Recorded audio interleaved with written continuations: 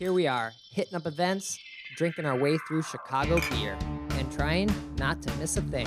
Yeah, because, got a cork popped out, boom, it flies like fucking 10 feet. We're like, yeah, let's do it. All you have to do is add some fruit, stir it up, and ride that milk-shaped wave. Whenever I see him, I gotta take a photo with the most decorated brewer in Chicago, Jonathan Cutler. It'll be like the stuff you hear. You ever go to, every time you go to Floyd's, all the music sounds like this. Raw, raw, raw. Sometimes you want a small beer, but really, you want a big beer. You gotta take in all those big aromatic hops. Hey, what are you doing this weekend? Waiting in line for a bottle release? You should have never been a fad. The black IPA is delicious. Hey, and welcome to Chicago Beer Pass. I'm Brad Chmielewski, Brad, what's up, man? I'm Nik White. and it's the last episode of 2023. Is that the year? Yeah, The year 2023, our Lord, Brad. This is it. this is it. It's over, and we're ending with some Fistmas. I kind of think we ended with Fistmas last Christmas. This is a joyful festival ale, Brad, from Revolution. Red ale with ginger and orange peel. Yeah, I might say my favorite Christmas beer. It's either this or the Bell's Christmas ale. Okay. Yeah, one of the two. Yeah. Maybe I Or St. maybe I Bernard's. like this one so much because it's just a red ale. With some spices. It's just a red ale disguising as a decorative. It's a decorative red ale. Right. Fancy red ale. It's a fancy red ale. Yeah. But we got some Christmas cookies to go with it as we close out the year. It's been an interesting year in beer this past year. You're starting to see things level out. No. Did anybody open this year? There was a few openings, a few smaller places, but I don't think we went to any of them that actually opened. The one that's been in the works all year is Industry Ales. Right. And apparently, Guinness. You went to Guinness. Oh, that's right. Guinness opened. Well, yeah, Guinness did open this year. We forgot about that. Yeah, I think the Industry Ale ones was the Crafty Cow barbecue joint is them as well. Okay. It's the same.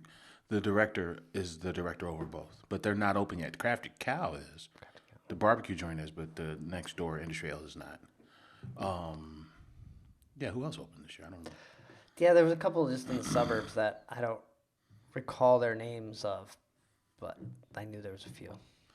A lot of closings. Yeah, the latest one we recorded like a little audio thing. The audio isn't that great. Might still toss it up, or you might have heard it. We were at Metro for the final nights. I think we were there Metropolitan. on a Thursday, and they closed on the Sunday. Incredibly busy. It was fun. It was a fun time. Yeah. It was Brad's idea. It was a good send. It was a proper send off. I think. I had a great time at Metro that night. Yeah, and they had our favorite coffee beer. Jitterator. Yeah, it's so weird because I always have the other one, which Yeah, the Woke is Hell. Woke is Hellas. Yeah. Which is is a fun name. Not as good a beer as the Jitterator. Right. Jitterator may be their best beer. Really. Was I mean, you know what I mean? was their best Yeah. beer. So. Yeah. So we had a few, I guess, half liters there and just kind of hung out, and it was hopping. Like everyone was there. We saw Zoller there, porch drinking. Right? He's porch drinking. Is he still porch drinking? You wanted to go outside when I thought that was crazy, but It wasn't that bad. Exactly. We didn't go, but it prompted conversation about why don't they want? Why isn't this deck winterized? Why isn't this a winter destination with this gigantic deck? If it were winterized, we could all be outside. yeah, they could have some heat lamps out there and just go to town, right? Yeah.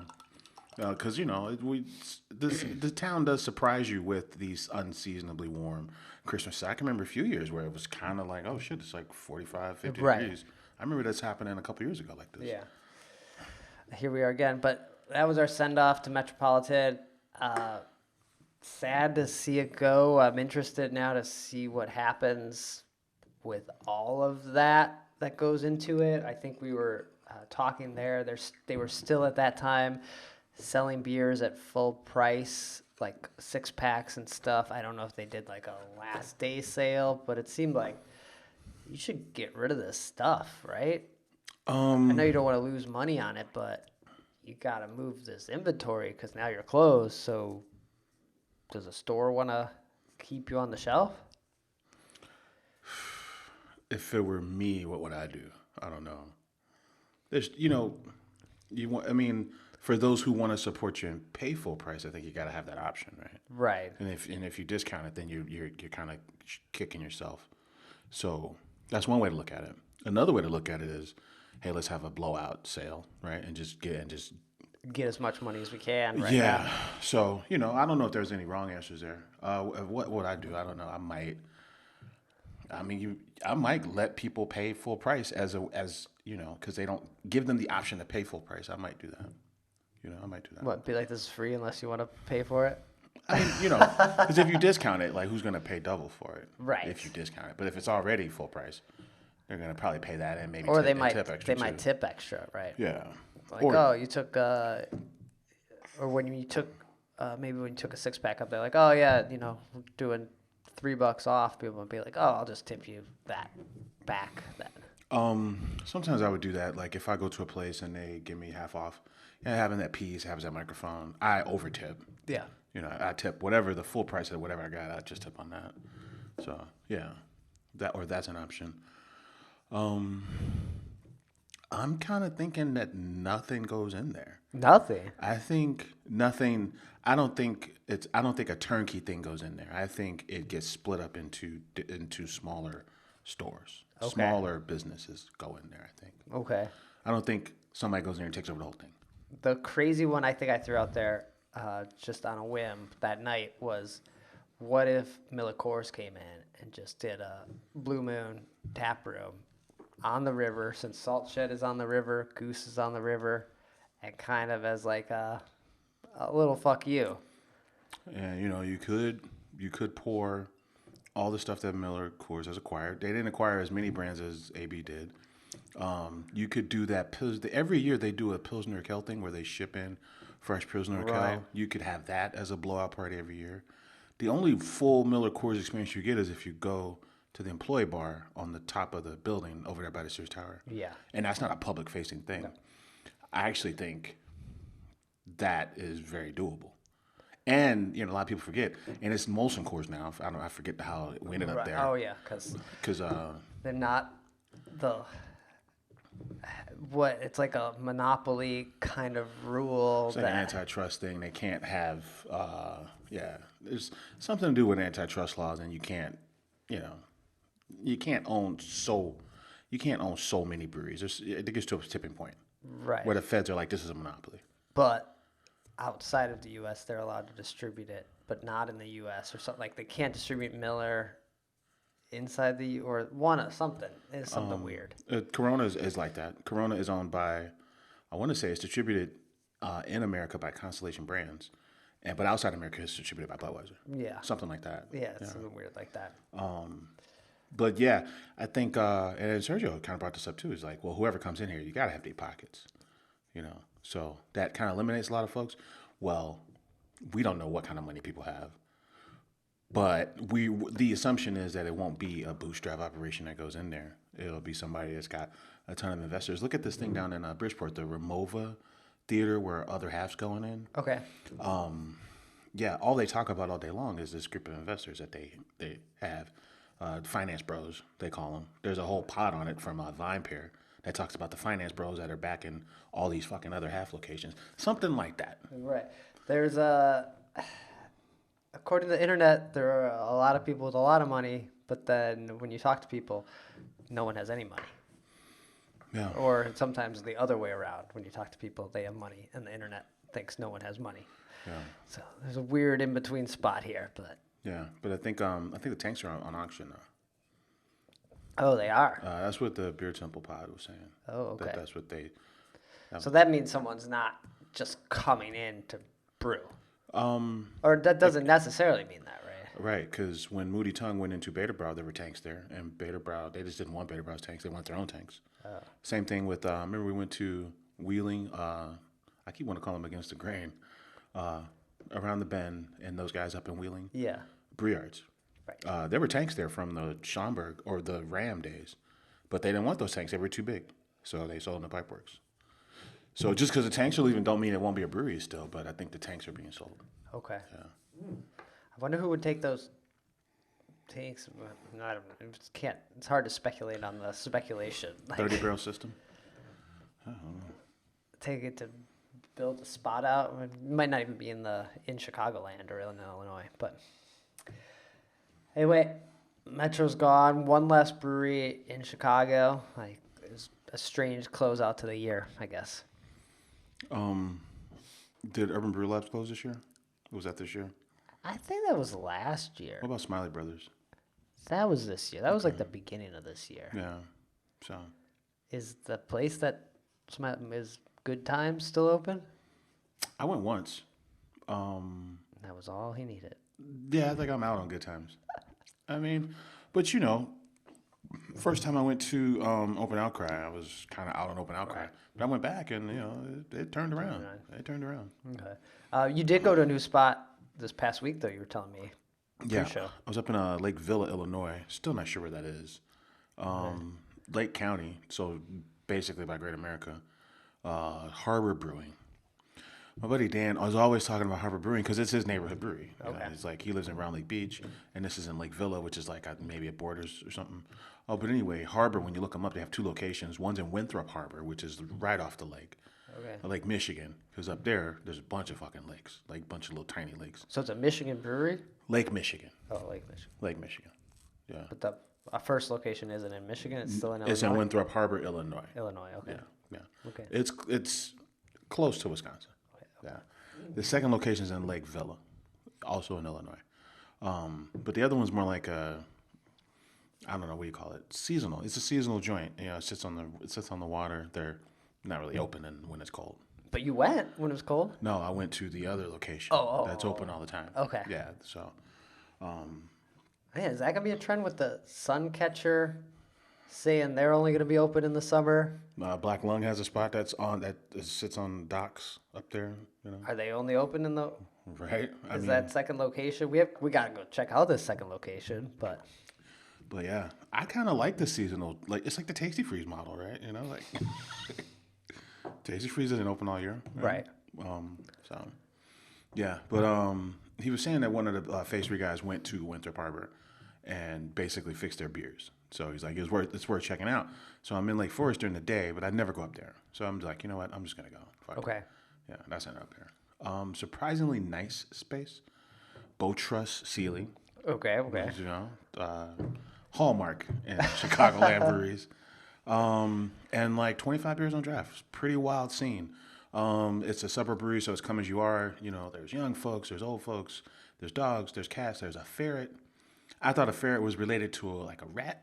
I looked it up. A ferret's actually related to like a wolverine, Okay. So it's a ferret in this joint. Like it's bingo night. In a cage? No, like in a on a leash? Swaddled in like a ferret, Did someone have this? A ferret hoodie on a leash. Somebody. A person, as if it were a pet, brought a ferret. They are technically pets. I only knew one person growing up who had ferrets. Beastmaster, that movie from the 80s? No, it was like actual. Oh, like somebody you knew. Friend. Okay. Friend. It smelled the worst in his house. Like the worst. They had a ferret room, and it was just full of shit. It looks a little creepy. The thought was this big ass dog that looks like Marmaduke is gonna eat this ferret. Like I don't know if you can train ferrets. Cats just know this is the litter box. They know. They instantly know. Yeah. Dogs will take a little bit of training, but they'll go outside. I don't know what ferret training looks like. So it was bizarre. Beers were good though. They had the I forget who makes the board, but the digital draft board where you can check in on a tap and you see your name on the board. A tap lister. Yeah, one of those things. So it was really easy to just kind of see all the beers. I just got hazy, and I got a double hazy. Okay. Jet Boat. This is a proper fucking brewery. I was very surprised at how nice everything was, how good the place looked. Yeah, so if I'm ever up that way, I feel like that's a spot you would hang out at. Okay. Yeah, it's right down the street. There's Timothy O'Toole's apparently in Lake Villa now, and that's where everyone orders their food from. like literally at the end of the block. It's like small town USA. It's like Main Street. You know, there's a bunch of little shops and shit in this little section. There's a metro train right there. Personally had never fucking heard of this place. The town in general. No, yeah, me either. I feel like I started the year off very big and going to so many places, and then around summertime, completely fell off of my like drive to go out to all these places, which is a little disappointing in myself and for the listeners, viewers. Yeah, but there's still more places to go. I think over the year we learned there's like 300 or so in the state. Right. You know, probably maybe a few less, but way more in the state than you would think. So there's I mean it's a big ass state. Don't get me wrong, but there are a ton of breweries that still hit. And yeah, I think but I caution everybody, like, you go to these places, like, you gotta be prepared before you get there to not judge them based on how long it took you to get there. Sure. Right? Yeah. Because that'll skew everything. You know, you'll be like, this is bullshit. Fuck this place. But you can't. That has to be taken out of the equation. You got to go and just base it on what it feels like when you're in that joint. Right. But sometimes that's hard to do. That's why I'm saying that. Like even over Christmas Eve, my dad lives out by Moore, Huntley, and we drove by Sohop, and I was like, I need to come here and check this out. And then, but I'm like, this is so far. So hopped. So far. Yeah. Damn. So I think I need to. I know last year and maybe the year before we did the Villa Park romp. I think we just need to do one of these again. There's 3 up there, and So Hopped and more, and there's another one. Killinger.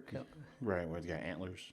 The logo's got antlers. Something like that. Yeah, there's 3. I think we gotta do another romp somewhere. Because last week I didn't make it to anything besides the Metro thing, and then I kind of got sick with Christmas, and then I was like, not sick of Christmas, but sick from Christmas, and I've just been laying low, not drinking, taking it easy. So, a little disappointing bang to the end of the year. What have been some of your favorite beer moments of 2023? We might have talked about this on the previous episode, but I think Bubble House stands out as one of the best interviews this year. The beers kind of shocked us, and it was just all around a good time. Yeah, that was fun. We ended up at B Lodge afterwards. Right. Place I haven't been to in like at least 10 years. So that was a good hang. It was the middle of the summer. Yeah. I bought a Bubble House shirt. I had so much fun. Right. Yeah. So I think that stands out.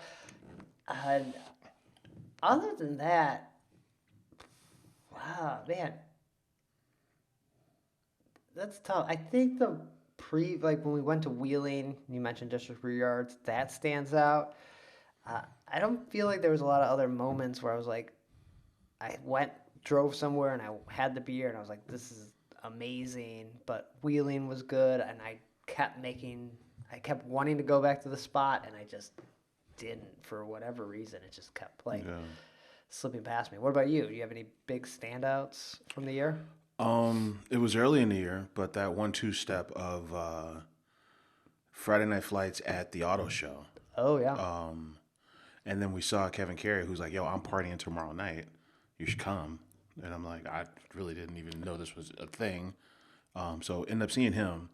For that like crazy 15 beer party that I just best friends turn 10. Yeah. Was I gone or just know. couldn't go or Yeah. I don't know. But you were probably out of town or something, right? Well, that was a Phobab scenario. You were out of town. Yeah. You went to Bug. Right. Bug, we both went to Bug. Bug was a good time, but there was something like, I almost forgot Bug happened. Bug was good because we saw guys that we interviewed. Yeah, we got to chat. We've been to, we've been to Old Irving. We talked to Old Irving guys. Two Hound Red. We've been to Two Hound Red. We went to. Let's talk to Steve there. And we saw Bubble House there. So it was fun from that regard, where you kind of saw people, and then you see people you haven't seen all year because a lot of these brewers are either floating around or they're pouring. Right. So, even though I kind of boohooed the whole beer under train thing, Union Station thing, I boohooed that all the way up to going.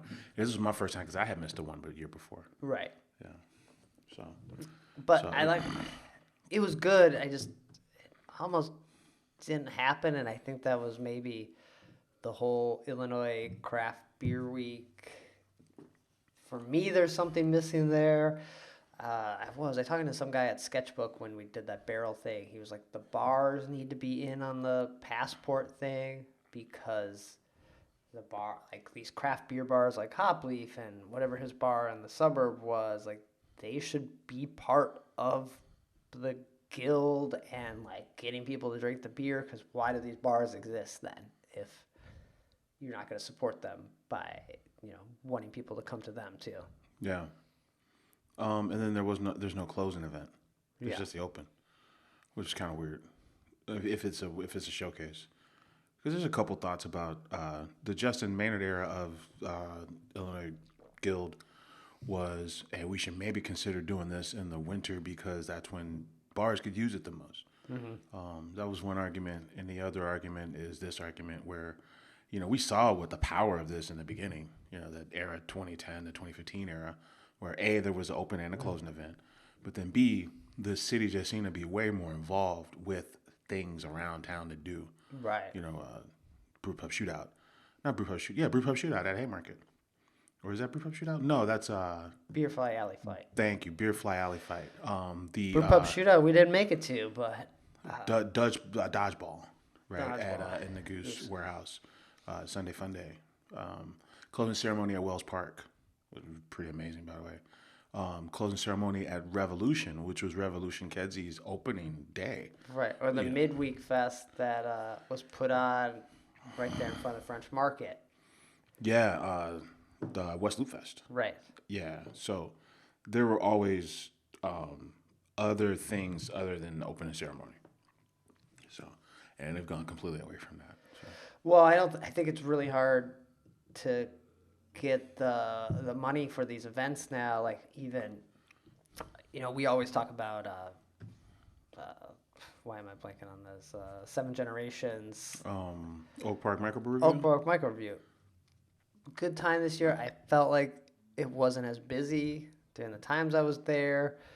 The breweries, 10 years ago would just want to be there to promote their beer, and they would give all these kegs, give the beer. I don't think they give the beer anymore. They need incentive to be there. And so you don't get a lot of new breweries. You get people who are already established and part of the guild. Like you didn't see Metropolitan there because they weren't part of the guild. And so, because it's a guild event. And so you're alienating some of these people that could be there, or would be nice to be there, or introduce people to them. And then these events are just they're tough. They're $100, which Fobab or not Oak Park, but you feel like you got to drink that amount. But maybe you just want to have a couple drinks. So I wonder if some of these events go to you could buy tokens, sort of like a carnival thing. Like you could buy tickets. Yeah. That's the model of I really like Delilah's. Delilah's does they do a Christmas ale event, and they do a vintage ale event, and they do a stout event, and it's all exactly what you're describing, where you show up, there's no fee to get in, and you just kind of pay as you go. Yeah. And they line everything up at the bar. You give them a ticket, boom, you get a pour. Mini Fobab. Mini Fobab was an event during the week. For that. I think that could be the model going into 2024 that maybe some of these events look at. We always, for years, had these punch cards. They never punch these cards because technically you're not allowed to give unlimited samples. Oh, you mean at Fest? At festivals, but maybe they start to go to, you have to buy tickets. You can pay the $100, get all you can drink. Or you can just come in and buy some tickets and, pay as you go kind of thing. For people who, we know people are drinking less, drinking non-alcoholic things, and they're like, well, I don't need to try Revolution again. Revolution's right by my house.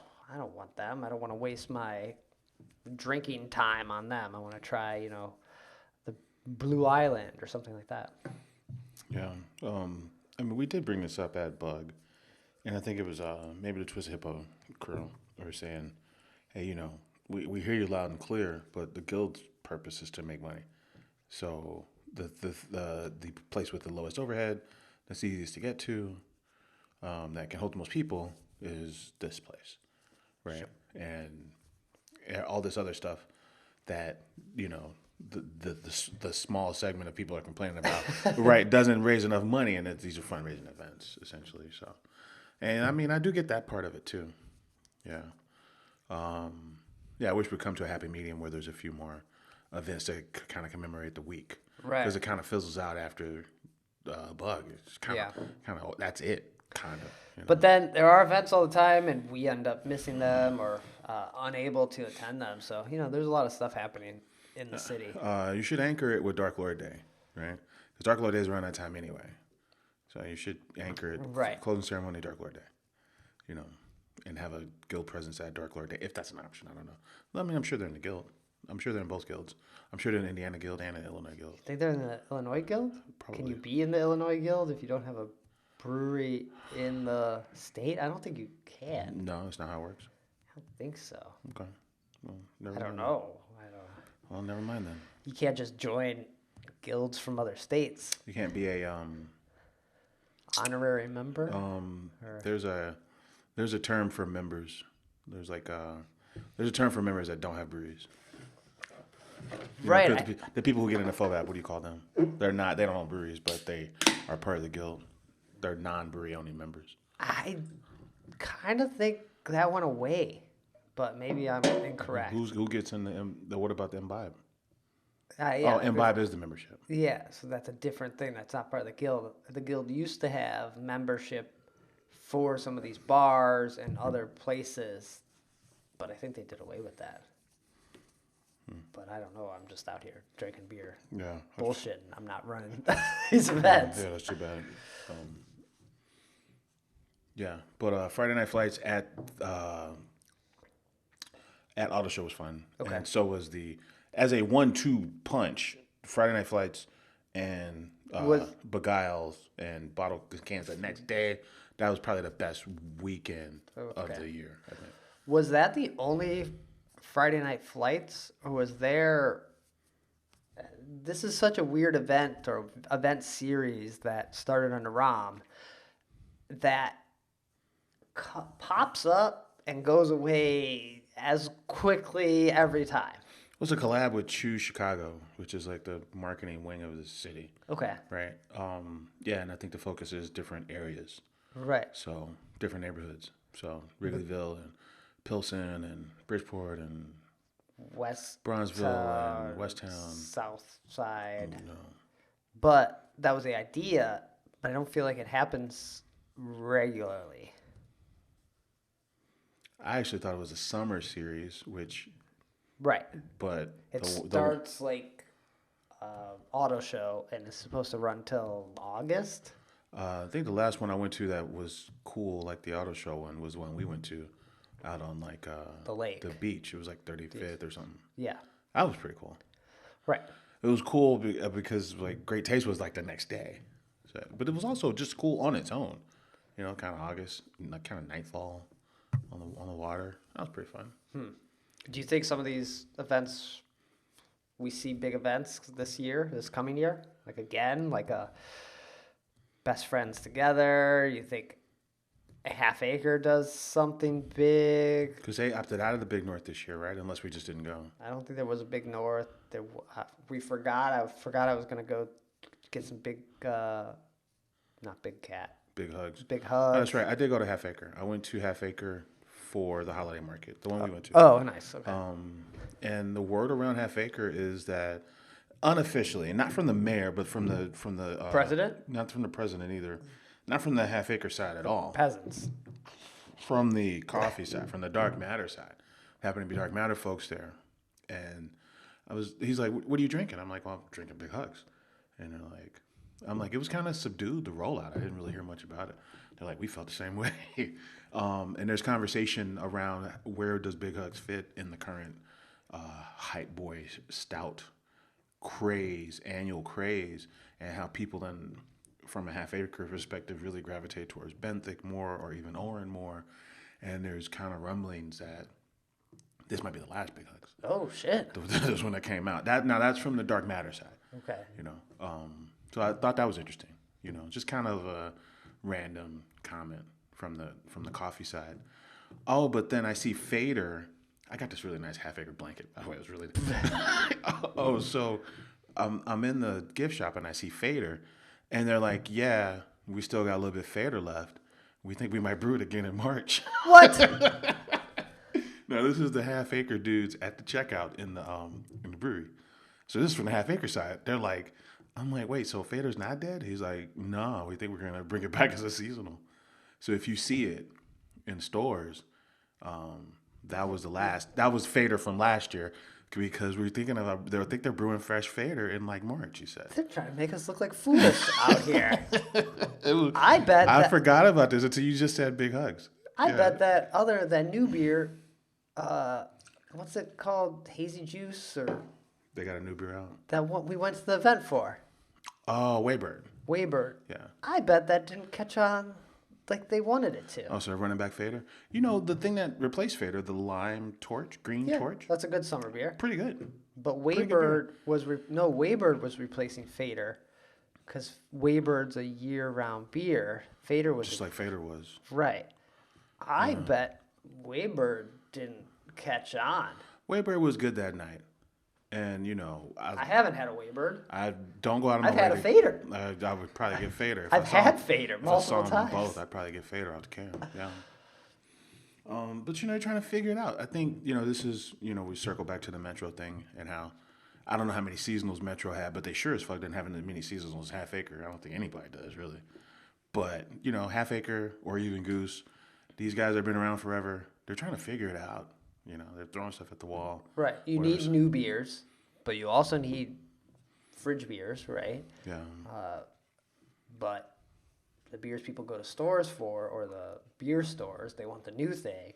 Yeah. But you need those other beers at the grocery store or the Binny's end cap. That's like, oh yeah, let me just grab a 4-pack or 6-pack of this one. Yeah. When I heard that, I'm like, they're in a constant state of trying to figure it out. Right. Right. I think That's what it on sounds like. our little Metro audio thing we did there, I said I was going to miss Metro 1 because of the 12-ounce cans. I would rather have 12-ounce cans. I think I said this on the audio thing. It's less commitment. Maybe you're just wanting one beer, and you're like, oh, now I got 16 ounces. I might not even have wanted this. It gets warm, faster because it's not a 12. Yeah. You just wanted something sweet, a little nightcap kind of thing. It's like, well, now I only could get 4 of these. At least when I get a 12-ounce, I got a 6-pack, so I have 6 beers. So I think the Fader kind of hits that spot because it came in 12-ounce cans too. Yeah. So, but yeah, really dial back version of the holiday market. Even more so than last Right. time, which Yeah, there it was was- only like 8 people. Felt smaller than that. So It was just one. It was a record guy and one person selling soap, 2 record guys. Somebody was selling hot sauce. no hot sauce guy. Guy do planters, and then a bunch of knickknacks. Disco There's balls and always shit. the same hot sauce guy Yeah. everywhere. Yeah. So, but yeah, had a Big Hugs, and I had their barley wine. Okay. There But Big Hugs was kind of this year. Big Hugs is fine, right? Of the big stouts, I think Big Hugs is, I think really Big Hugs is where it's at. Big Hugs is a beer where the coffee is kind of amplifying the stout notes. It's a coffee stout, sure, but it's not a coffee stout where you're drinking it to taste coffee. It's kind of it complements the stout in a different way. It's not a Revolution coffee. It's not supermassive deep, no. Few things are. Few things are. Yeah, and that's actually what reminded me the most about. I was like, let me drink the barley wine, barrel-aged barley wine. Something about the wilderness, World of Wilderness, maybe something like that. Okay. Special release on those and R from Half Acre, that kind of thing. And I was like, you know what? I have to drink this beer to really appreciate the greatness of Revolution's barley wines. Fair Yeah, enough. nobody's really doing barley wines like them. Like they're special in every way, and drinking this half acre beer kind of cemented that for me. Right. Do you think someone could unseat Revolution this year? I think that's the best program in the city for barrel aging. What I did do is I went to the Green Lady because I wanted to try Saint Laurent's beers. And, you know, Saint Laurent is kind of this weird kind of gypsy brewer. They were at Beguile, they were at Microphone. I'm not sure where they are now. Yeah, I don't know. But they were they were Hot Butcher before Hot Butcher. They were Phase 3 before Phase 3. You know, big hazies, big stouts, you know. But I think a lot of those crews kind of stole his thunder, honestly. Oh, but they had a barrel age release at the Green Lady, across the street from Bottles and Cans on Lincoln. One was a barrel aged Collier, which I think is a marshmallow and peanut stout. Okay. And the other one's a barrel aged Mexican hot chocolate stout. Okay. And I went, because I'm like you. I'm like, if I don't go to this, I need to know who's vying for the throne here. Right. So I got to go drink this stuff. So I go get a pour of each, little 5 ounces each, and yeah. But not.